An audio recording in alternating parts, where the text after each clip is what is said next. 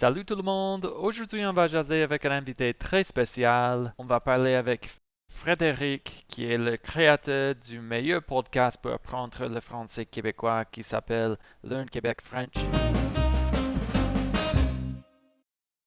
Frédéric, merci ben gros d'être ici avec nous autres aujourd'hui. Est-ce que tu peux te présenter rapidement? Merci pour l'invitation, Richard. Oui, merci d'avoir dit que c'est un excellent podcast. Je ne sais pas si c'est le meilleur, mais en tout cas, j'essaie que ça devienne le meilleur. Je m'appelle Frédéric Patnaud. J'ai commencé le projet French with Frederick il y a un an, mais il y a aussi Learn Quebec French qui va avec ça. Et je suis né à Montréal vers la fin des années 70, on va dire. Et j'ai eu un parcours assez éclectique. J'ai fait toutes sortes de choses. J'ai étudié la musique classique, j'ai étudié les langues à l'université, mais finalement, j'ai fait une carrière dans le marketing web. Et par la suite, il y a 6 ou 7 ans, je me suis redirigé vers l'enseignement du français sans savoir ce que j'allais faire avec ça. Et finalement, ça m'a amené à ce projet-là de French with Frederick, où je me concentre, comme tu as dit, sur le français québécois. Et ça vient un peu d'une passion que j'ai pour les langues qui a commencé assez jeune, donc avant l'âge de 20 ans, là, donc comme on va sûrement en parler plus tard. Et donc, ça m'a amené peu à peu à faire ça et ça s'est développé. Et maintenant, je suis très content. On a une très bonne communauté de plus de 300 membres qui font partie de mon abonnement. Et je suis en train de rejoindre de plus en plus de gens, pas beaucoup sur YouTube parce que j'ai commencé il n'y a pas longtemps, mais j'ai pas mal de monde sur Instagram. Oui, oui, tout à fait. Et donc, on va commencer en parlant sur tes projets parce que tu as plein de projets. Tu as ton profil sur Instagram que tu viens de mentionner, et ton podcast, ton cours. Mais comme tu viens de dire aussi, tu te concentres sur l'enseignement du français québécois. Et je voulais savoir pourquoi tu aimes enseigner cette variété de la langue française. Est-ce que tu aimes enseigner ta culture? Est-ce que tu es fier de ta langue maternelle? Pourquoi tu veux enseigner cette variété de la langue? Ça s'est fait un peu par hasard. Hmm. Donc, quand je me suis remis à l'enseignement quand j'ai commencé à enseigner le français, je l'ai fait sur Italki. Et au début, je voulais simplement enseigner le français. Donc, je n'avais pas comme projet de me diriger vraiment vers le français québécois. Mais ce que je me suis rendu compte, c'est après un certain temps, la plupart de mes élèves, j'ai remarqué que la plupart de mes élèves étaient vraiment plus intéressés par le français québécois. Donc, ce qui les attirait dans mon profil, c'était le fait que j'étais de Montréal et que je pouvais parler avec un accent québécois, leur expliquer des expressions québécoises. Donc, finalement, la plupart des gens qui prenaient des cours avec moi voulaient vivre au Québec, habitaient déjà au Québec ou s'intéressaient pour une raison ou une autre à la culture québécoise. Par exemple, ils étaient mariés avec un Québécois ou une Québécoise. Donc, j'avais pas vraiment prévu faire ça, mais je me suis rendu compte finalement qu'il y avait une grosse demande pour ça et que ça m'intéressait, comme tu as dit, ce sont mes racines. C'est beaucoup plus facile de parler de ce qu'on connaît, de parler de la culture où on est né. Donc, c'est venu un peu comme ça. Et ça s'est fait, comme j'ai dit au début, sur plusieurs années. Donc, je n'ai pas commencé le projet French with Frederick tout de suite au départ. C'était vraiment quelque chose qui s'est fait au fur et à mesure. Et je me suis concentré sur l'enseignement en privé pendant plusieurs années avant de décider de lancer euh, tous les projets que j'ai lancés l'année passée. Ah ouais, ça c'est vraiment intéressant. Donc, tu voulais enseigner le français et c'était les élèves qui voulaient apprendre le français québécois. Et c'était, est-ce que tu as appris beaucoup de choses par rapport à ta propre culture maintenant? Comme est-ce que tu avais besoin de connaître ta culture un peu plus pour enseigner ta culture à tes élèves? Oui, c'est sûr que ça m'a fait redécouvrir plein de choses. J'ai quand même baigné dans la culture québécoise, Mhm. donc toute ma vie, j'ai fait toute mon éducation ici. Mais j'ai aussi vécu à l'étranger pendant plusieurs années. J'ai vécu aux États-Unis, j'ai vécu un peu en Europe, au Costa Rica. Donc, j'ai quand même beaucoup voyagé. Mais je me suis jamais vraiment déconnecté du français, de la culture québécoise. Et à l'université, j'ai étudié aussi la littérature québécoise. Donc, j'avais quand même beaucoup d'informations à partager, mais c'est sûr que mes élèves m'ont fait découvrir plein de choses. Par exemple, la musique. Moi, j'étais resté un peu dans ce que je connaissais. Donc, dans les années 90, dans les années 2000. Mais je connaissais pas tellement la musique québécoise Ouais, moderne. ouais. Et j'avais des élèves plus jeunes qui m'ont dit, est-ce que tu connais tel chanteur, telle chanteuse, telle band? Et je me suis mis à écouter ce qu'ils écoutaient, des choses que je connaissais pas nécessairement parce que Ah, j'étais un peu vieux jeu par rapport à la musique. Donc, oui, j'ai ouais. beaucoup appris de mes élèves. Ah ouais, ça c'est cool. Et j'aime ça que tes élèves voulaient apprendre le français québécois parce que, à mon avis, bon, j'ai publié une vidéo où j'ai donné des raisons pour lesquelles, pour moi au moins, le français québécois est un peu plus difficile d'apprendre que le français international, on peut dire. Mais je sais que c'est seulement une opinion, mais je voulais savoir, qu'est-ce que tu en penses? Est-ce que euh, le français québécois est vraiment plus difficile et quels étaient les défis les plus grands pour tes élèves? C'était l'accent, le québécisme, les contractions. Quel est comme le défi pour quelqu'un qui veut apprendre le français québécois? Bonne question, Richard. Ben, je dirais en premier que je vois peut-être pas la même différence que tu vois entre le français international et le français québécois. Je sais que tu parles portugais et que tu OK? as choisi d'apprendre le portugais brésilien. Oui, Et c'est quand on ça. fait exactement, donc quand on choisit euh, la langue portugaise comme langue étrangère, il faut vraiment se décider pour la version européenne ou la Mhm. version brésilienne parce qu'il y a quand même des différences importantes dans la phonétique. Moi, Ouais. je dirais que pour le français québécois, la question se pose peut-être pas de la même façon Mm. parce que le matériel didactique qu'on va trouver est à peu près semblable. Et aussi, il n'y a pas de différence dans l'écriture. Donc, le standard, par exemple, si on écoute le français parlé à Radio-Canada, oui, il y a une différence dans l'accent, mais finalement, ça reste du français international, on pourrait dire. Donc, le français qui est parlé au Québec, ou dans la sphère, peut-être pas politique, mais en tout cas, un niveau un peu plus soutenu de langage, ça va être du français international. C'est juste l'accent qui est légèrement différent. Donc, ça, je vois moins une différence, mais la grosse difficulté, je pense, pour mes élèves, et sûrement que peut-être c'est la même chose pour toi, c'est de comprendre les gens lorsqu'ils parlent.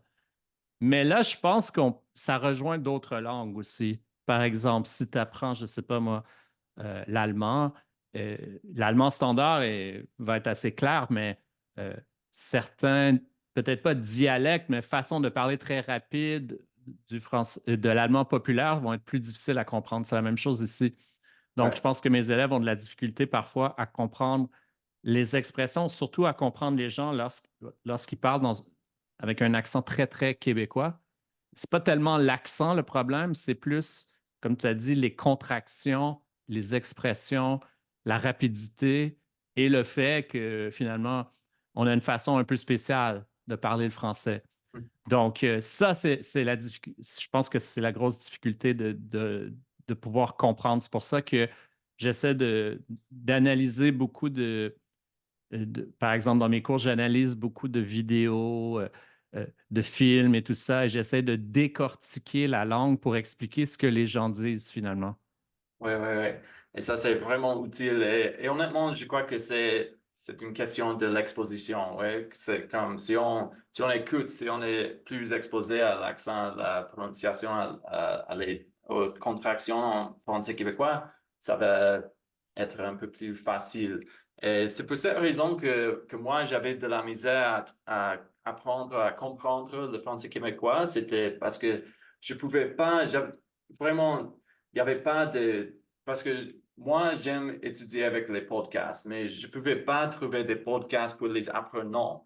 Donc, j'ai essayé d'écouter des podcasts faits pour les natifs, par les natifs, pour les natifs, et c'était trop difficile pour moi. Mais enfin, j'ai trouvé ton podcast qui suit cette cette théorie de l'input compréhensible. Ouais, je crois que tu parles plus ou moins naturellement, mais avec une prononciation un peu plus claire, mais aussi quand même québécoise.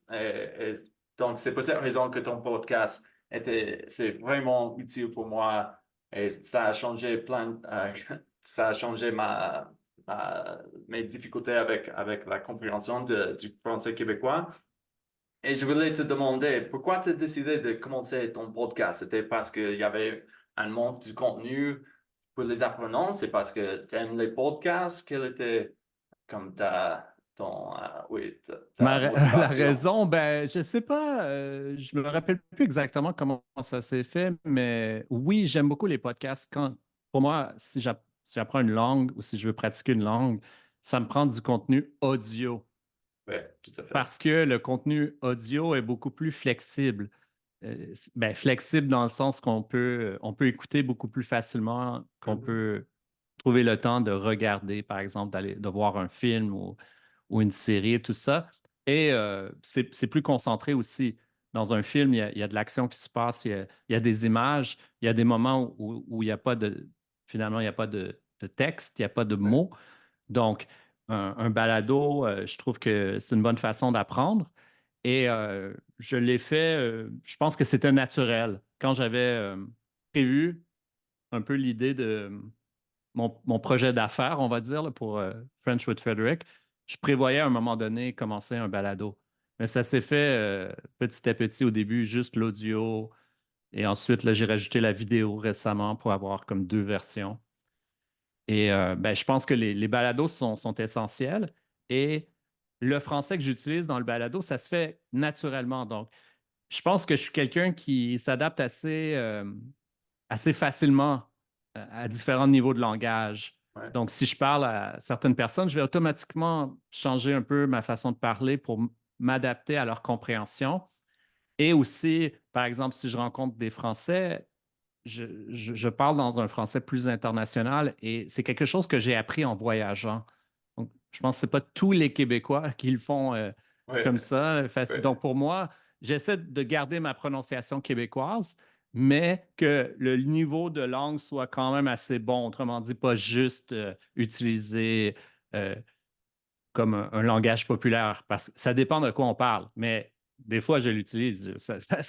Ça dépend. Donc, je ouais. voulais, comme tu as dit, un balado qui est comme un peu entre les deux. Oui, oui, oui, tout à fait. Je crois que tu parles tu utilises des contractions, des régionalismes et tu expliques parfois si c'est une phrase québécoise qu'il faut expliquer. Donc, je crois que ça, c'est important, que ce soit intéressant, compréhensible en parlant naturellement. Donc, c'est vraiment utile. Bon, je vais simplement dire que j'aime ton podcast, mais tu déjà savais ça. Mais maintenant, on va parler de ton cours parce que tu offres dans ton cours un groupe de conversation, un club de lecture, des transcriptions d'audio et tout ça. Et dans un épisode, tu as dit que tu voulais faire un cours que toi-même, tu aurais aimé trouver en apprenant les autres langues que tu parles. Donc, je voulais te demander, est-ce que tu as réussi? Et quelle est ta vision? C'est-à-dire, qu'est-ce que tu perçois? Qu'est-ce que tu veux pour ton cours? Quelle est l'idée, la vision de ton cours? Oui, en effet, j'essaie d'offrir ce que j'aurais aimé trouver moi-même et que j'ai toujours pas trouvé dans, dans certaines langues. Par Ouais. exemple, si quelqu'un d'autre offrait un club de lecture en portugais, par exemple, je m'inscrirais automatiquement. Et je pense que le club de lecture est super intéressant parce que c'est à travers la lecture et la littérature, on peut apprendre plein de choses sur la culture et aussi pour le français québécois. Les romans québécois modernes utilisent des dialogues avec des mots québécois, avec des Mhm. expressions québécoises. Donc, c'est comme un peu se plonger dans le langage québécois, mais par écrit. Donc, c'est plus accessible que juste regarder un film. Mais Ouais. c'est pas tout le monde qui aime lire des livres. Donc, j'essaie d'avoir comme un mélange. Donc, c'est sûr qu'il y a une partie de ce que je fais qui est pas exactement ce que j'aime moi-même, ce que j'utilise. Par exemple, j'ai une section de grammaire où j'explique des trucs de grammaire, mais j'essaie de le faire à ma façon. Donc, moi, ce que je déteste dans l'apprentissage des langues, c'est vraiment des trucs trop, des listes de mots, par exemple, de Mhm. dire, OK, voici 20 façons d'utiliser le verbe aimer. Et je trouve que quand on donne une liste comme ça, on va jamais se Ouais. souvenir de tous ces exemples-là. Donc, ce que j'ai essayé de faire dans les différentes sections de mon site, c'est de donner des exemples pratiques.